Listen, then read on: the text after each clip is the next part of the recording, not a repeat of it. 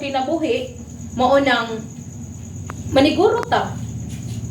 Tinud-anong ta nga worship diha niya as long as natay time nga kanang i-read the Bible, read the Bible, di ba? Amen. So life is frail. Mahuyang ang kinabuhi. So sa Salmo 103. Dili, mutuo siya muli. Tao sama sa balili, motubo siya og mulipang ingon sa ihalas nga bulak. Kasi balili. Kasi balili to. Bisan nato, di ba? Pero karon importante na siya baligya siya. Pero bisan pag daig unsa ka barato di ay ang tao, importante jud ay siya mata sa Ginoo.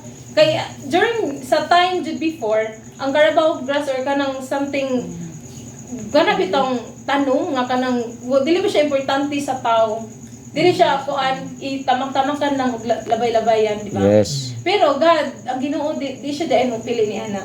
So karon bisan pag unsa daay ka kuan ang tao, bisan unsa siya ka bugoy, ang atong Ginoo kay mahigugmaon man, you are very important. We are so lucky, we are so precious na Amen. Ginoo. Hallelujah. Na kaning Yes, Lord.